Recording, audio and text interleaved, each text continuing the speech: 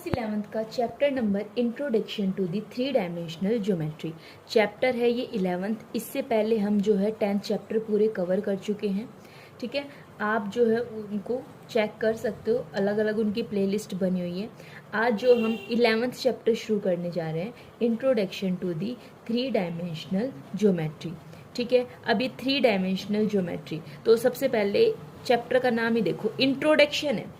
ठीक है, इंट्रोडक्शन मतलब हम जानेंगे सबसे पहले थ्री डायमेंशनल ज्योमेट्री, जिसको हम 3D ज्योमेट्री भी बोलते हैं। ये क्या है? अब तक देखो हम पढ़ के आए हैं 2D ज्योमेट्री। 2D का मतलब होता है यहाँ पे डायमेंशनल। ठीक है, 2 डायमेंशन क्या पढ़ के आए? 2 डायमेंशन मतलब x axis and y axis. X and y axis हम पढ़ के आए हैं। ऑर्डिनेट एब्सिसा हम इनको बोलते हैं। किस टाइप से? ये प्लेन की फॉर्म में होते हैं। प्लेन कैसा? वो उड़ने वाला प्लेन नहीं। ठीक है, प्लेन कौन सा होता है? हमारा x axis and y axis. हम पढ़ गए थे कि ये भाई एक्स एक्सिस होती है, ये हमारी वाई एक्सिस होती है। हम इसको प्लेन की फॉर्म में इस टाइप से पढ़ गए थे कि यहाँ पे बीच में हमारा ओरिजिन होता है। ये हमारा right hand side x axis की वैल्यू पॉजिटिव होती है, लेफ्ट हैंड साइड इसकी वैल्यू नेगेटिव होती है। ऊपर वाई एक्सिस होता है। ठीक है, वाई एक्सिस में ऊपर की साइड हमारे पास वैल्यू क्या होती है? पॉजिटिव। सेम इसी टाइप से नीचे की साइड जब हम इसके नंबर रिप्रेजेंट करते हैं तो नेगेटिव हो जाता है। ठीक है, ये पॉजिटिव नेगेटिव का मतलब समझ रहे हो ना? जैसे यहाँ पे मैंने नंबर लिया 1,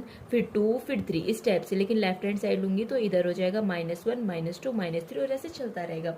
ठीक है, वाई एक्सिस में क्या हो जाएगा? ऊपर मैंने नंबर लिया तो 1, 2 एंड 3 हो जाएगा। यदि मैं नीचे लेती हूँ तो -1, -2 और -3 इस टाइप से हो जाते हैं। ठीक है, ये यहाँ तक ठीक था। लेकिन अब इसके अंदर हम पढ़ते हैं 3D। 3D मतलब 3 डायमेंशनल। अब 3 डायमेंशनल में क्या आ जाएगा? अरे एक्स एक्सिस, वाई एक्सिस और तीसरा हमारे पास क्या हो जाएगा? Z axis. ठीक है, अब कहोगे एक्स एक्सिस वाई एक्सिस ये हो गया, अब जेड एक्सिस को हम कहाँ रिप्रेजेंट करें और क्यों ये 3 डायमेंशनल यूज होता है? ठीक है, आ रहे हैं ना सब सवाल? तो देखो, इधर होता है एक्स एक्सिस, ये होता है वाई एक्सिस। सेम इसके जो इस साइड जाके अपोजिट हो जाएगा वो मेरा हो जाएगा क्या? Z axis. ठीक है, अभी एक बात समझ लो कि जैसे एक्स एक्सिस में इस साइड पॉजिटिव था तो इसके अपोजिट साइड हमारा क्या हो जाता था? नेगेटिव। ऊपर पॉजिटिव था तो नीचे हमारा क्या हो जाएगा? नेगेटिव। सेम इसी टाइप से जेड एक्सिस में यदि इस साइड आपका पॉजिटिव है तो इसके अपोजिट साइड आपका क्या हो जाएगा? नेगेटिव हो जाएगा। ठीक है, इतनी बात समझ में। अब जैसे इसके अंदर क्वाड्रेंट होते थे 2 डायमेंशनल के अंदर, quadrant first, quadrant 2, quadrant third and quadrant क्या हो जाएगा? फोर्थ हो जाएगा। इसके अंदर क्या होते हैं? ऑक्टेंट होते हैं। और टोटल ऑक्टेंट हमारे पास कितने होते हैं? 8 ऑक्टेंट होते हैं। ठीक है, टोटल हमारे पास 8 ऑक्टेंट ये होते हैं। अब अच्छा, ये लाइन दिख रही है ना आपको? ये इधर से विजिबल है ना? ठीक है, ये इस टाइप से। अब इधर एक्स एक्सिस हमारा क्या है? पॉजिटिव होता है, इधर नेगेटिव होता है, इधर जेड एक्सिस पॉजिटिव होता है, ये नेगेटिव है। सेम इसी टाइप से ये पॉजिटिव हो रहा है, ये क्या है? नेगेटिव है। अब इसको आप, ये एक 3D चीज है। 3D चीज को अब मैं यहाँ पे इस टाइप से रिप्रेजेंट नहीं कर सकती। आप कोई भी क्यूब वगैरह ले सकते हो, उससे जो है आप समझ सकते हो। देखो, क्यूब तो फिलहाल अवेलेबल नहीं है, हम माचिस से ही काम चला लेते हैं। ठीक है, अब इसको ध्यान से देखना, ये 3D के अंदर है। कैसे 3D के अंदर है? ये देखना, ये इसकी लेंथ होती है। ठीक है, और ये इसकी ब्रेथ होती है, और ये जो होती है ये इसकी हाइट होती है। ठीक है, कि ये कितनी ऊंची है? लेंथ, ब्रेथ एंड ये इसकी क्या हो जाएगी? हाइट हो जाएगी। किसके अंदर है? 3 डायमेंशनल के अंदर। हमें 3 डायमेंशनल की क्यों जरूरत पड़ी? क्योंकि कुछ ऑब्जेक्ट ऐसे होते हैं जिनके अंदर हाइट भी कंसीडर होती है। और कई बार हम जो डेली लाइफ के एग्जाम्पल भी ले लेते हैं। ठीक है, डेली लाइफ का एग्जाम्पल जैसे हमें प्लेन जो हमारे मतलब आसमान में उड़ता है ना, वो वाला ही प्लेन की बात हो रही है अभी फिलहाल। ठीक है, उसकी पोजीशन मेजर करने के लिए भी हमें इसकी जरूरत पड़ती है। कैसे जरूरत पड़ती है? अब जो प्लेन है वो कोई 2D के अंदर तो होता ही नहीं है। ठीक है, कोई इस टाइप से थोड़ी होता है कि एक्स एक्सिस वाई एक्सिस। उसकी जो है अर्थ से लेके हमें डिस्टेंस भी तो देखनी पड़ती है कि वो कितनी दूरी पे है, तभी तो हम बता पाएंगे कि एग्जैक्ट इस पोजिशन पे जो है अभी फिलहाल हमारा प्लेन है। इसके अलावा अब हम देख सकते हैं जिस रूम में हम बैठे हैं वहां जो फैन चल रहा है, ठीक है, जो हमारा सीलिंग फैन होता है। ठीक है, सीलिंग फैन मतलब दीवार पे लगने वाला फैन। अब उसकी जो है हम हाइट भी तो कंसीडर करते हैं, हाइट भी तो देखते हैं कि हमारे जो नीचे वाले फ्लोर से लेके उसकी ऊपर तक की हाइट कितनी है। ठीक है, और जो हमारी ये चारों तरफ दीवार होती है। इसके अलावा एक सबसे अच्छा एग्जाम्पल ये जो हमारा रूम होता है। ठीक है, इतनी चीज तो हम पढ़ के है नहीं, क्यूबॉइड के बारे में। ठीक है, ये जो हमारा जो रूम होता है वो किसकी फॉर्म में होता है? एक क्यूब की फॉर्म में होता है। यदि इसके सारे मतलब सारी साइड्स क्या है? इक्वल है, लेंथ, ब्रेथ और हाइट तीनों जो है हमारे पास इक्वल है, तो ये थोड़ी थोड़ी बेसिक बातें जो है हम पढ़ के आए हैं, इतना हमें पता है। ठीक है, तो यही था हमारा 3 डायमेंशनल का। अब देखो इसको समझने के लिए एग्जैक्ट ये इस पे ड्रॉ करना इतना पॉसिबल नहीं है, तो मैं आपको अभी एक पिक्चर के थ्रू दिखाती हूँ। ये आपकी बुक है, ठीक है। अब इस बुक के अंदर ये डायग्राम को आप ध्यान से देखना। ये अब इसने इस साइड ली है वाई एक्सिस, इस साइड ली है जेड एक्सिस, और ये है एक्स एक्सिस। तो आप ये मत समझना कि मैंने गलत बता दिया, गलत नहीं बताया। पैटर्न सिर्फ इस टाइप का फॉलो होना चाहिए, एक्स वाई जेड, ठीक है। ऐसा ही हमने लिया है, हमने ले लिया एक्स वाई जेड, ठीक है। इसको कैपिटल एक्स कर लेना, ठीक है। तो ये बात ध्यान रखना कि एक्स वाई जेड ये जो है, आप इसको कौन सी डायरेक्शन हो गई, ये एंटी क्लॉकवाइज डायरेक्शन हो गई ना, कि इस डायरेक्शन में जब आप इसको रोटेट करो तो एक्स वाई जेड ही होना चाहिए। इधर से देख लो एक्स वाई जेड, हम इसको इस टाइप से कर रहे हो तो कोई दिक्कत नहीं है, आप एक्स यहाँ भी ले सकते हो, एक्स यहाँ भी ले सकते हो, और एक्स यहाँ भी ले सकते हो, इस चीज में कोई दिक्कत नहीं है। अब देखना इसके अंदर 8 ऑक्टेंट किस टाइप से बन रहे हैं। आप जो ये वाला स्क्वायर है ना, ये वाला रेक्टेंगल सॉरी, इसको ध्यान से देखना, ठीक है। इसको देख लिया, एक ये जो बीच वाला है इसको ध्यान से देखना। अब ये दोनों देखना, अब यहां से आपके पास 4 ऊपर बन रहे हैं, 4 नीचे बन रहे हैं। कैसे? एक देखो, इसको एक बॉक्स कंसीडर कर लो, इस साइड ये पूरा एक बॉक्स हो गया, एक बॉक्स ऐसा ही सेम इसके पीछे होगा, एक बॉक्स ये इस साइड हो गया, सेम एक ऐसा नीचे होगा, सेम इसी टाइप से एक इधर, एक इसके नीचे, एक ये ऊपर, एक इसके नीचे, एग्जैक्ट, ठीक है। ये थोड़ा सा आपको इमेजिन करना पड़ेगा, लेकिन वैसे बिल्कुल सिंपल है, एक बार समझ में आ जाएगा तो काम सही हो जाएगा, ठीक है। अब इसके बाद ये कहना चाह रहा है कि आपके पास यहाँ जो बीच में ओरिजिन है, जिसको मैं ओ कंसीडर कर लेती हूँ।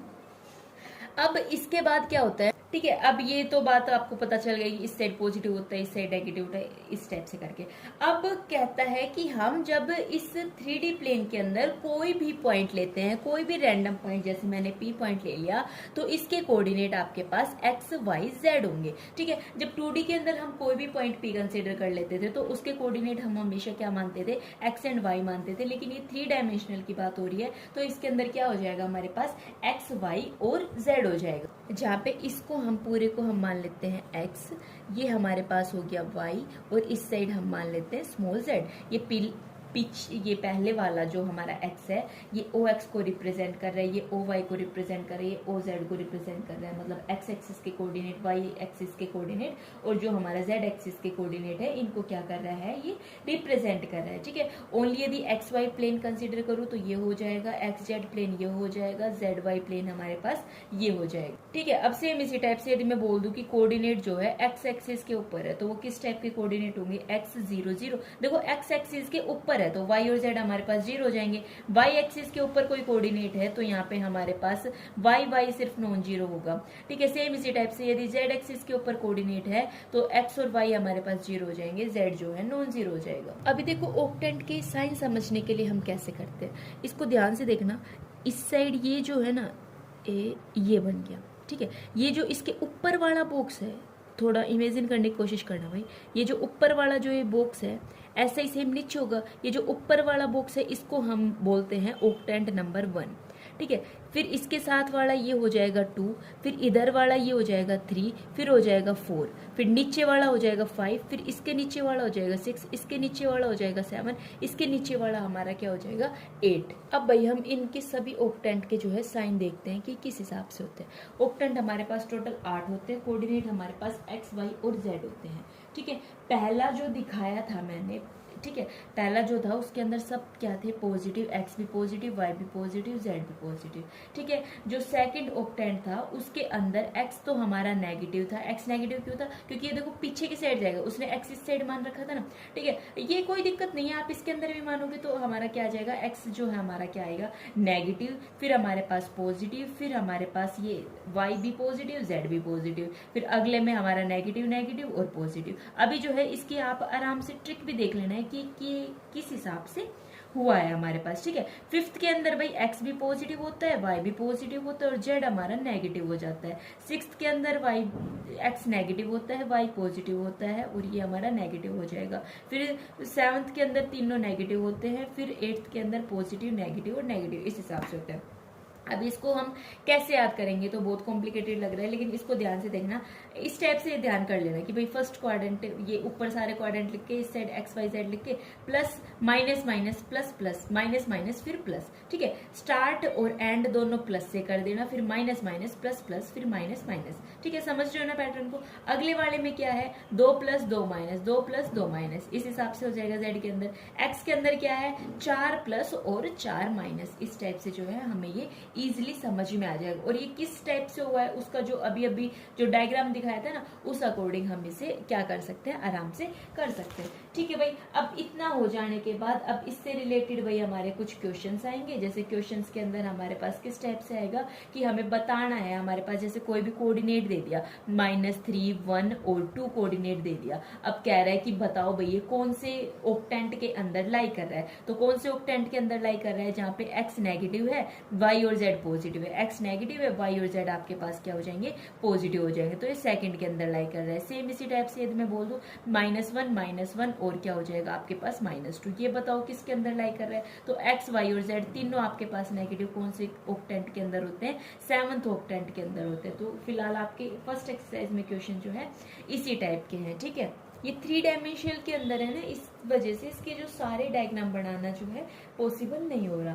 अब इसके बाद भाई हमने पढ़ा हुआ है distance formula. Distance formula 2D के अंदर हमारे पास किस टाइप से होता था कि P और Q पॉइंट की हमें डिस्टेंस निकालनी है, जहाँ पे P के कोऑर्डिनेट आपके पास x1 y1 है, Q के कोऑर्डिनेट आपके पास x2 y2 है। तो आपको डिस्टेंस फॉर्मूला यूज करके P Q की डिस्टेंस निकालनी है। हम किस टाइप से निकालते थे, x2 माइनस x1 का whole square plus y2 minus क्या हो जाएगा, y1 का क्या हो जाएगा, होल स्क्वायर। ये हमने डिस्टेंस निकाल दी। बट फिलहाल हम जो बात है 3 डायमेंशनल की कर रहे हैं। 3 डायमेंशनल का मतलब 3 कोऑर्डिनेट हमारे पास हो जाते हैं। लेट अस कंसीडर कि हमारे पास P और Q कोई भी 2 पॉइंट जो है लाई कर रहे हैं, जहाँ पे P के कोऑर्डिनेट मैंने x1 y1 और जो है z1 मान लिया, और जो Q है उसके कोऑर्डिनेट मैंने क्या मान लिया, x2 y2, और मैंने क्या कंसीडर कर लिया, z2 कंसीडर कर लिया। तो कह रहा है कि अब आप यहाँ पे जो है P Q की डिस्टेंस बता के दिखाओ। ये P और Q समझ गए ना, कोई भी 3 डायमेंशनल हमारे पास 3D प्लेन है, उसके अंदर P और Q कहीं पे भी कोई भी 2 पॉइंट लाई कर रहे हैं जिनके कोऑर्डिनेट इस टाइप से है। अब हमें डिस्टेंस निकालनी है। तो अब इस डिस्टेंस को निकालने के लिए हम किस टाइप से करते हैं कि x2 माइनस x1 का whole square plus y2 minus y1 का होल स्क्वायर। यहाँ पे जो है z एक्सिस 1 बढ़ गया है, तो यहाँ पे हम कर देंगे z2 माइनस z1 का क्या हो जाएगा, होल स्क्वायर। इससे रिलेटेड हम जो है क्वेश्चन भी देख सकते हैं। हम अपनी तरफ से कंसिडर कर लेते हैं। मान लेते हैं P जो है उसके कोऑर्डिनेट मेरे पास 1 2 और 0 है, और जो Q है उसके कोऑर्डिनेट 0 2 और क्या हो जाएगा, -1 हो जाएगा। अब मेरे को जो है P Q की क्या फाइंड करनी है, डिस्टेंस फाइंड करनी है। तो सेम इसी टाइप से मैंने क्या, x2 माइनस x1 का होल स्क्वायर प्लस हो जाएगा y2 माइनस y1 का क्या हो जाएगा, होल स्क्वायर, प्लस हो जाएगा z2 माइनस z1 का क्या हो जाएगा, होल स्क्वायर। अब मैं जो है इसको सिंपली जो है सोल्व कर सकती हूँ। 0 माइनस 1 इसका होल स्क्वायर 1 हो जाएगा, इधर 2 माइनस 2 0 0 का होल स्क्वायर 0 ही हो जाता है, ठीक है। -1 और इसका -1 का होल स्क्वायर जो है +1 हो जाएगा। तो यहाँ पे जो इसकी डिस्टेंस है वो आपके पास कितनी आ जाएगी, √2 आ जाएगी। ये हमारा 11.2 एक्सरसाइज के अंदर इस टाइप के क्वेश्चन है। एक क्वेश्चन आपके पास इस टाइप का भी आ सकता है कि आपके पास कोई भी, जैसे एग्जांपल है कि कोई भी 3 कोऑर्डिनेट आपके पास दिए हुए हैं। ए का कोऑर्डिनेट ये दिया हुआ है, बी का कोऑर्डिनेट आपके पास ये दिया हुआ है, और जो सी है, सी पॉइंट है, उसका कोऑर्डिनेट आपके पास कुछ इस टाइप से दिया हुआ है, ठीक है। अब आपको बताना है कि जो ये पॉइंट है क्या वो आपके राइट एंगल ट्राइंगल के पॉइंट हो जाएंगे या फिर नहीं होंगे, ठीक है। आपको इसके बारे में बताना है। अब ये बताने के लिए हम कैसे करेंगे, जैसे ही राइट एंगल ट्राइंगल वर्ड आ गया, हमें जो है सीधा हमारे दिमाग में कौन सी थ्योरम आ जाती है, पाइथागोरस थ्योरम आ जाती है। पाइथागोरस थ्योरम आपके पास क्या कहती है कि जो परपेंडिकुलर का स्क्वायर है वो किस, परपेंडिकुलर प्लस बेस का स्क्वायर वो किसके इक्वल होना चाहिए, आपका हाइपोटेन्यूज के इक्वल होना चाहिए, ठीक है। इस टाइप से कहती है। तो अभी हमें नहीं पता कि भाई कौन सी साइड को हम परपेंडिकुलर मान लें, कौन सी को बेस मान लें। तो हम इस केस में क्या करते हैं कि AB की मैंने डिस्टेंस फाइंड की, फिर इसके बाद मैंने BC की डिस्टेंस फाइंड की, फिर इसके बाद मैं क्या कर लूंगी, CA की डिस्टेंस फाइंड कर लूंगी। ऐसा करने के बाद यदि कोई भी एक साइड का स्क्वायर किसके इक्वल हो जाएगा, बची हुई दूसरी दो साइड के स्क्वायर के इक्वल हो जाएगा, तो मैं यहाँ पे इसको बोल दूंगी कि ये जो है राइट एंगल ट्रायंगल है। यदि इन केस ऐसा नहीं होता है तो मैं इसको बोल दूंगी कि ये हमारे पास जो है राइट एंगल ट्रायंगल नहीं है।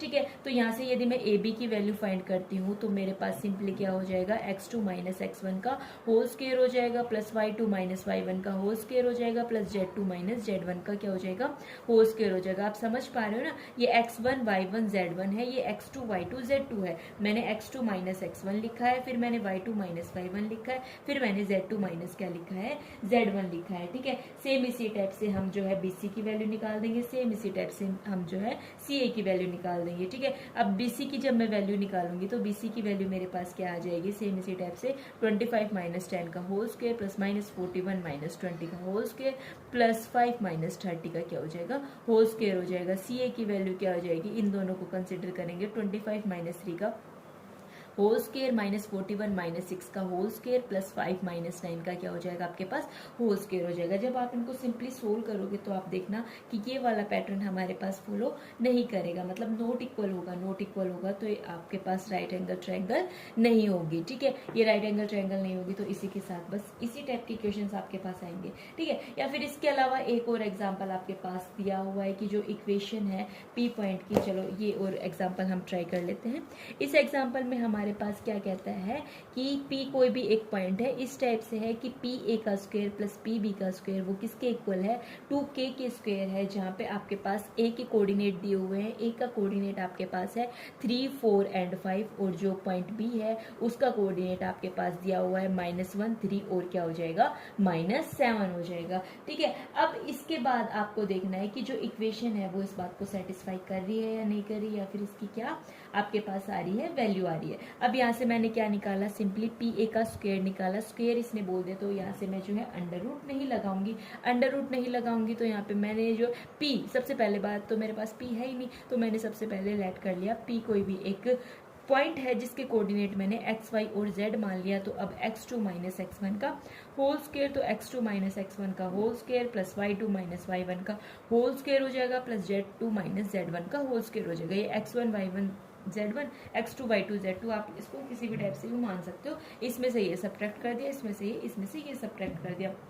ठीक है, सेम इसी टाइप से अब मेरे पास क्या आ गया, PB का स्क्वायर आ गया। PB का स्क्वायर फाइंड करने के लिए मैंने क्या, x2 माइनस x1 का whole square, minus minus plus हो गया इस वजह से प्लस लिखा है, प्लस y2 माइनस y1 का whole square plus z2 minus z1 का होल स्क्वायर, प्लस इस वजह से लिखा है क्योंकि इधर पहले ही माइनस था और माइनस आपके पास क्या हो जाता है, प्लस हो जाता है। अब कह रहा है कि ये इस इक्वेशन को क्या कर रहा है, सेटिस्फाई कर रहा है, इस इक्वेशन को सेटिस्फाई कर रहा है। तो इसके अंदर जो है मैं इसकी वैल्यू पुट करूंगी, वैल्यू पुट करने के बाद मैं इसको क्या करूंगी, सिंपली सोल्व करूंगी। बस लाइट सिंप्लीफाई करने क्योंकि कह रहे कि इससे रिलेटेड जो आपके पास इक्वेशन आएगी ना वो आपको बतानी है। तो अब देखो मैं कैसे करूंगी, PA का स्क्वायर प्लस PB का स्क्वायर, तो यहाँ पे मैंने लिखा PA का स्क्वायर, ये सिंपली सेम इसी टाइप से ऐसा मैं लिख देती हूँ। PA की जगह मैंने ये वैल्यू रख दी है, फिर PB की जगह जो है मैं ये वाली वैल्यू रख दूंगी। ठीक है, इस वाली इक्वेशन के अंदर, फर्स्ट इक्वेशन के अंदर सिंपली जो है वैल्यू ही पुट हो रही है, इक्वल टू 2K स्क्वायर। ये कह रहे हैं कि इनके अंदर ये वैल्यू पुट करके डिस्टेंस फॉर्मूला का यूज करके